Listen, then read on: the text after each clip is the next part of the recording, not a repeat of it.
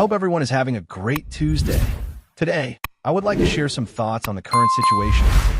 The head coach held several meetings at an event in Florida, and while preparing to begin work next week, the players will have the opportunity to visit the training center for the first time with a new coaching staff. This means they will begin implementing some initial strategies. When asked about the quarterback situation, the coach addressed some relevant issues. He emphasized that certain aspects would be encouraged to be approached differently. The player has primarily played as a shotgun quarterback throughout his high school and college career, so he feels quite comfortable in that role. The focus will be to assess his comfort level under center and how that translates into the game plan. He reflected on the success he had in his previous role, highlighting how plays from under center positively contributed to the running game and play action. An interesting statistic was shared about the player, who was under center only 252 times last year, and only 87 of those plays were for runs. This represents about a third of the plays, while the team used play action in just 17% of opportunities, a very low rate in the league. Looking at what was done with the previous team, which led the league with a 37% play action rate, it's clear that the team needs to draw inspiration from that approach. For those who follow football, this is obvious, even without looking at the data. In recent years, big plays have been generated from play action under center. While this doesn't mean that many plays of this type are necessary, it's believed that this is an area that wasn't explored enough in the previous season. It's possible that the player wasn't entirely comfortable with the required mechanics, considering that he has mostly been a shotgun quarterback. Big plays often come from play action under center. This doesn't imply that many such plays are needed, but it's believed this is a field the team didn't exploit enough last season. It's possible the player wasn't fully at ease with his footwork. As mentioned, he mostly played as a shotgun quarterback, and it's believed that this spring and summer will be essential not only for learning a new offensive system, but also to challenge him to expand his capabilities and guide him in improving the finer details of his game. Footwork, drops, and pocket positioning are crucial aspects. There are many nuances to playing quarterback, especially after the snap. There's certainly a lot of raw potential for the coaches to work with, but it's unclear how much progress he made in these small details during his rookie season under the previous coaching staff. This will be a central point as we move forward, as discussed recently about the intent to challenge him and assess how much he can evolve and delve deeper into improving his game while also playing to his strengths. It's recognized that he is a skilled shotgun quarterback, but the question remains whether he can excel as an under-center player, particularly in play-action scenarios.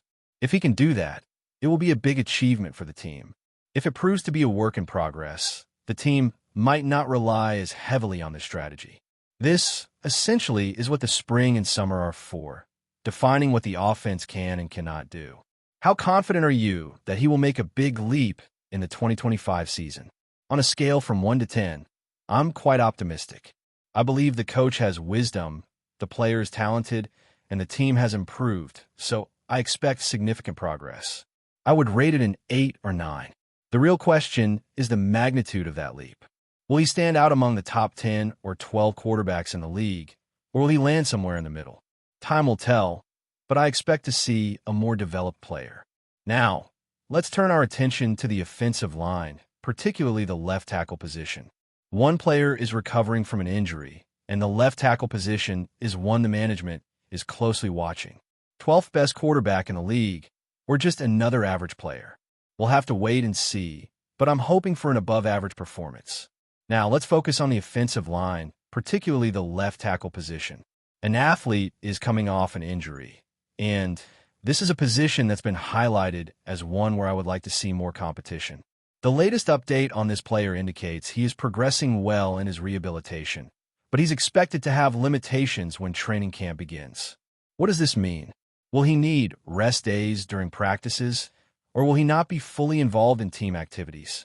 We still have a few months before training camp begins, so there's some uncertainty regarding his timeline. However, the expectation that he will have limitations suggests he won't be fully recovered by late July or early August. Additionally, there's something that's been a recurring theme since his arrival: the intention to gain weight to improve his position as a pass protector. This has been a major challenge since he entered the league. While he's a competent athlete who excels as a run blocker, he struggles to anchor against powerful rushes due to a lack of core strength.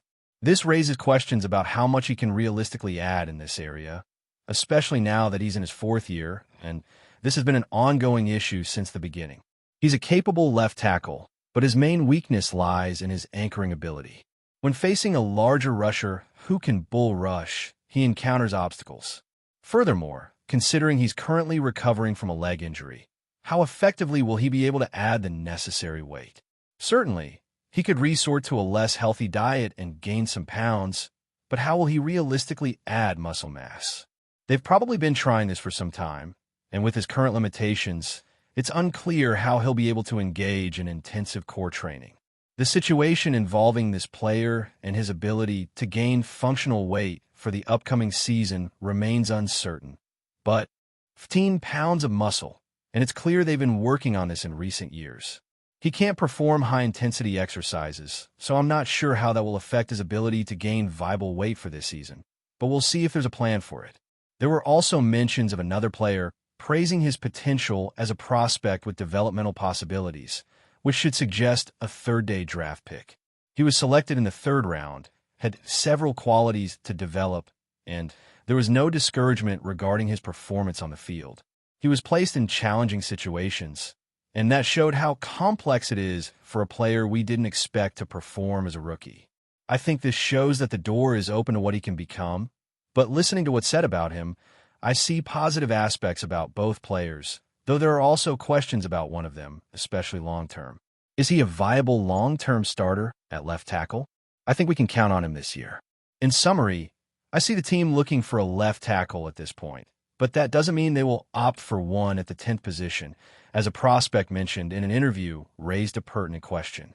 He commented that he prefers to watch tapes before knowing any information about measurements, and if he notices anything that raises doubts, like arm length, he starts that conversation. I found this answer relevant.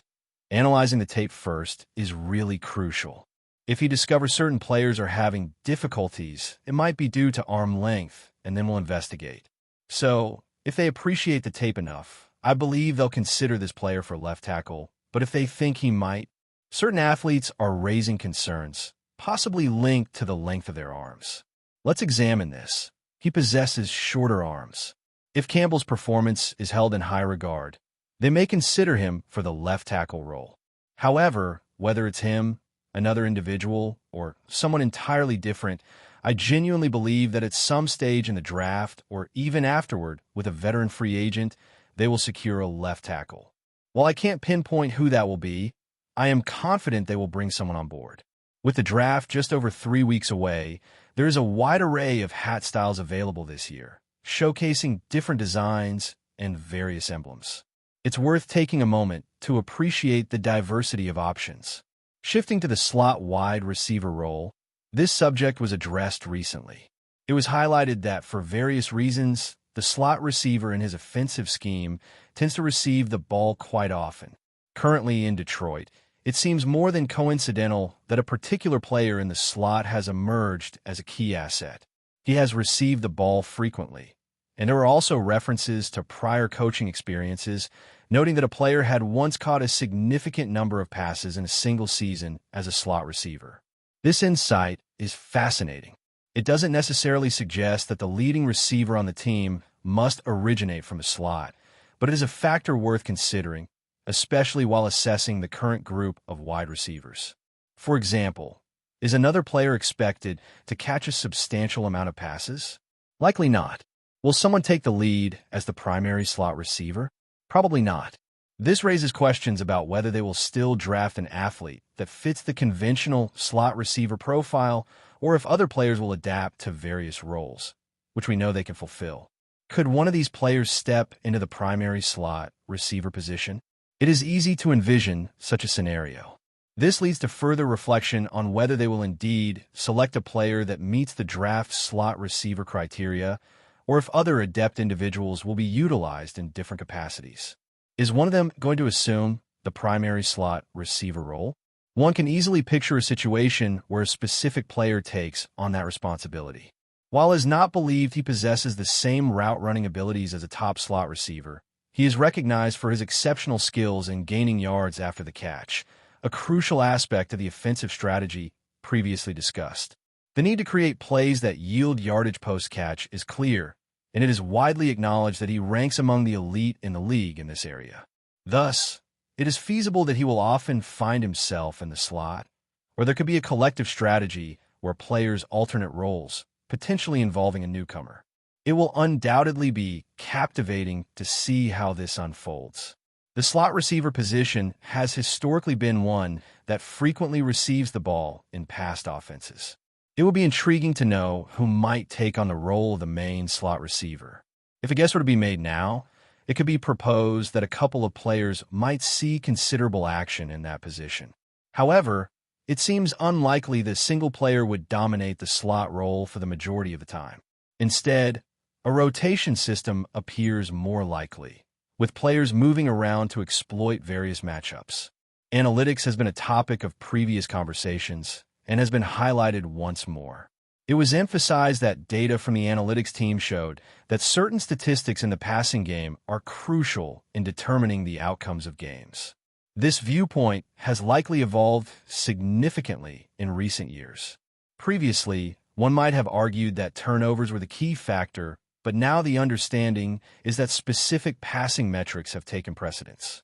Therefore, whichever team achieves a higher passing efficiency by the end of the game often secures the victory in most instances. This statistic is important, and efforts are being directed towards strategies to improve that metric. This is not to downplay the significance of turnovers. They remain essential. For example, a notable playoff game was lost after a team committed multiple turnovers, despite scoring a substantial amount of points. Had there been fewer turnovers, the outcome might have been different.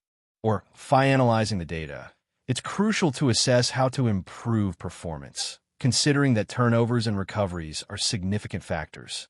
For example, in the playoff game where Detroit lost due to 5 turnovers, they still managed to score 35 points. If they had committed only 3 turnovers, which is still considered high, they likely would have emerged victorious against Washington. Here, the importance of having a coach who adopts an innovative approach is highlighted. Under the previous management, the team seemed focused on winning games with a 20-17 score, prioritizing a strict defensive strategy, similar to the Bears' 1985 style, where the quarterback was instructed to avoid turnovers. This philosophy aimed for narrow victories, but lacked excitement from the start and didn't seem particularly effective. Therefore, it's refreshing to see a new offensive mindset that encourages the quarterback to be bolder. Making mistakes and throwing interceptions occasionally is acceptable if it leads to more explosive plays and greater efficiency in the passing game, as this will become a strong indicator of success and provide a better chance of winning in many of these matchups. Regarding the new running backs coach, expectations are growing. He may not be a controversial figure, but he certainly provokes strong reactions. For years, many wondered why he hadn't secured a head coach position before becoming the offensive coordinator in Washington, with mixed results. Then, he went to UCLA, where his performance fell short of expectations, raising doubts about his abilities as a coach. However, upon taking the role of running backs coach for this team, there is reason for optimism. He stated that he would train the running backs with intensity, which is very exciting because it's exactly what's expected of him. Messages I receive from people who've worked with him reinforce this perception, with many stating that he is one of the best running backs coaches in the league. It's important to note that he won't be the offensive coordinator and won't have direct involvement with the quarterback. While he may offer suggestions on game strategies, his primary responsibility will be focusing on developing the running backs. This is a good time for both sides, as the team needs improvement in the running back department and a coach who demands responsibility while also offering support after practices. A stronger leader is essential. When a respected coach describes someone as one of the best leaders they've ever known, it certainly grabs attention. The expectation is that by improving the team's performance, he will also be able to restore his position in the league, and if he succeeds in selecting a running back, he may be considered for offensive coordinator roles again, something that would benefit everyone involved. So, it's an exciting moment for this new hire, and the reception has been positive. The reality is that the running back group's performance last year was disappointing, and improvements are essential, no matter who takes on the role. Before we continue, don't forget to subscribe to our channel and give this video a like. Your support helps us keep bringing you the latest updates on our Chicago Bears. And don't be shy. Drop your thoughts on the news in the comments below. The wind of change has swept through the Windy City, and it's leaving fans of the Chicago Bears questioning what's next. Keenan Allen, a name once synonymous with reliability and production, is no longer part of the Bears' future. After just one season with the team, Allen is on the move again, this time leaving Chicago behind. How do we get here? And what does his departure mean for the Bears' future? Allen, a seasoned veteran and six-time Pro Bowler, arrived in Chicago with high expectations. His track record with the Los Angeles Chargers, where he amassed over 10,000 receiving yards in 11 seasons, made him one of the most formidable wide receivers in the league. The Bears traded for him in March 2024, eager to add his experience and playmaking ability to a young and promising offense. In his short stint, Allen showed flashes of brilliance, highlighted by 2 touchdown performances against the Jaguars and Lions, as well as a 141-yard outing in Week 16. Yet, despite these standout moments, something didn't quite click in the Bears system. The offense, while promising, failed to fully harness Allen's talents, leaving the veteran receiver looking for a new opportunity. His 2024 season, with 70 receptions for 744 yards and 7 touchdowns, was solid, but not enough to elevate the Bears into playoff contention. The chemistry between Allen and quarterback Justin Fields never seemed to fully materialize, which might have played a role in his departure. With Allen now a free agent, the Bears face yet another turning point in their long-term rebuilding effort. His exit leaves a gap at the wide receiver position, one that will need to be addressed in the upcoming draft or free agent market. The team's focus is likely to shift towards developing younger talents and finding a true number 1 receiver who can complement Fields' style of play more effectively. The question now is, who will step up to fill the void left by Allen's departure? For Allen, this could be the start of yet another chapter in a remarkable career. At 32 years old, he remains one of the most talented receivers in the NFL, and several teams are likely to express interest in securing his services. Whether he returns to a contender or joins a new project, Allen's legacy as one of the game's top playmakers remains firmly intact. As for the Bears, they must now look ahead, learn from the brief partnership with Allen, and continue their search for the right pieces to build a championship-caliber team. That's it for this update. If you enjoyed the video and want to stay updated with exclusive news about our Chicago Bears, be sure to subscribe to our channel and hit that like button. We can't wait to hear your thoughts in the comments. See you in the next video.